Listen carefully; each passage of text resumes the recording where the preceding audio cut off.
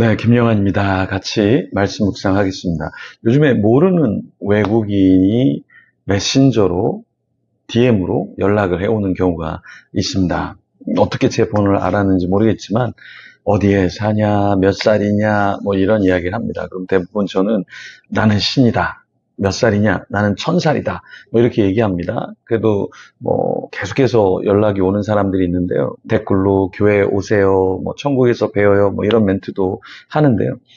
참 많은 사람들이 뭔가 대화를 해서 얻어보려고 참 많이 노력을 합니다.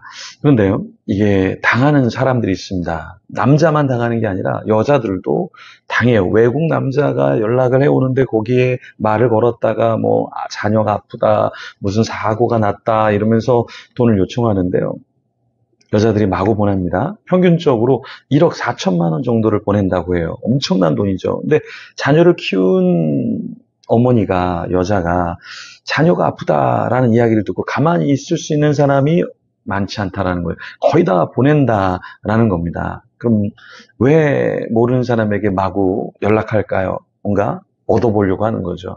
그러니까 연합, 어떤 연대 이런 거는 서로 좋기 위해서 하는 건데 사악한 자들은 자기의 이익을 위해서 사람들을 접촉하고 만나려고 하고 그 사람에게 있는 걸 좀 빼오려고 하는 경향이 있다라는 거예요. 저도 교회 사역을 하고 또 연합 사역을 하면서 이런 경험들이 있습니다. 자기 이득에, 자기 이익에 조금이라도 부합하지 않으면 큰 그림은 없습니다. 같이 하려고 하는 마음은 없어요.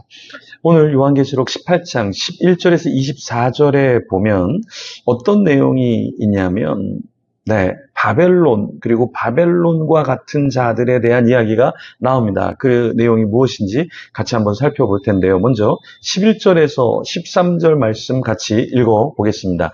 땅의 상인들이 그를 위하여 울고 애통하는 것은 다시 그들의 상품을 사는 자가 없습니다. 그 상품은 금과 은과 보석과 진주와 세마포와 자주 옷감과 비단과 붉은 옷감이요 각종 향목과 각종 상아 그릇이요 값진 나무와 구리와 철과 대리석으로 만든 각종 그릇이요 계피와 향료와 향과 향유와 유황과 포도주와 감람유와 고운 밀가루와 밀이요 소와 양과 말과 수레와 종들과 사람의 영혼들이라.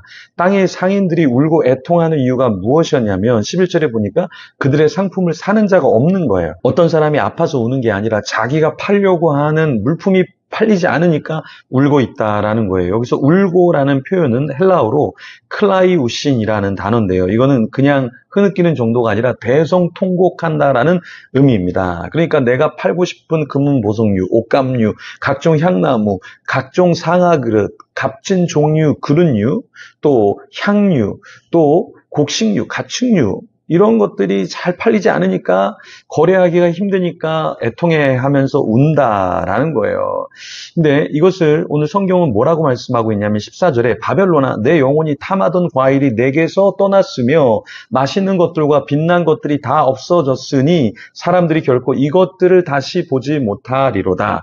그러니까 바벨론이 무엇을 추구했냐면 탐하던 게 뭐냐면 과일인데요. 과일이 어때요? 달죠. 그 단 과일을 탐했는데 네가 얻을 수 없구나. 그래서 네가 지금 비참해 있지. 근데 너는 심판을 받아야 돼. 그러면서 15절에 바벨론으로 말미암아 치부한 이 상품의 상인들이 그의 고통을 무서워하여 멀리 서서 울고 애통하여. 여기 누가 울어주냐면 바벨론으로 말미암아 치부. 그러니까 돈을 번 사람들이 이 상품의 상인들이 그의 고통을 무서워하여. 그러니까 측은해서 그런 것이 아니라 그 고통을 무서워하면서 멀리 서서 울고 애통하고 있다라는 거예요. 네.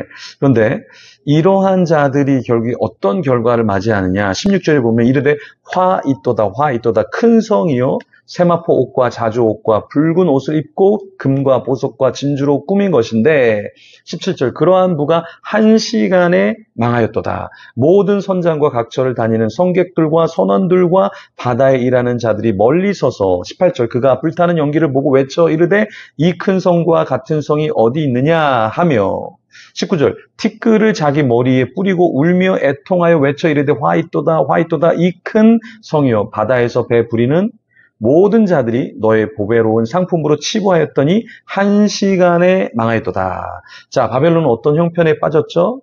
과일을 탐하다가 맛있는 걸 탐하다가 부를 탐하다가 결국에 망하게 되었죠. 그때 상인의 이 반응은 어땠죠? 네, 고통을 무서워했어요. 멀리 서서 울고 애통했어요. 근데 이런 건 순수한 애통은 아닌 거죠. 바벨론의 상태는 어떻게 됐죠? 화가 큰 성 바벨론에 이르러서 결국에 망하게 되었습니다. 그런데 이 망하게 되는 것을 1시간에 망했다라고 말하고 있는데요. 이게 무슨 말이냐면 1시간에 무너지는 이 장면은 금방 무너진다라는 거예요. 그러니까 종말의 심판이 올 때 그들이 경고한 것 같지만 경고한 게 아니라 그냥 우르르 무너져 버린다는 거예요. 1시간에 그냥 우르르 무너지는 거죠. 여러분, 9.11 테러 기억나시죠? 그때 쌍둥이 빌딩이 그냥 무너져 내렸잖아요. 이런 것처럼 아무리 인간이 잘 지은 건물이라 할지라도, 탑이라 할지라도, 어떠한 성이라 할지라도 하나님 앞에서는 단순간에 다 사라질 수 있다라는 것입니다. 그러면 우리가 기억해야 될 것은 무엇이냐면 계시록 18장 19절에 화이토다 이 큰 성이요 바다에서 배부리는 모든 자들이 너의 보배로운 상품으로 치부하였더니 1시간에 망하였도다. 이걸 기억해야 합니다. 우리도 부를 쌓으려고 해요. 잘 살아보려고 해요. 근데 그게 누굴 위한 것이냐? 나의 치부, 나의 어떠한 유익을 위해서 그런 것이냐? 아니면 하나님의 나라를 위해서 그런 것인가? 우리가 이것을 기억해야 한다라는 거예요.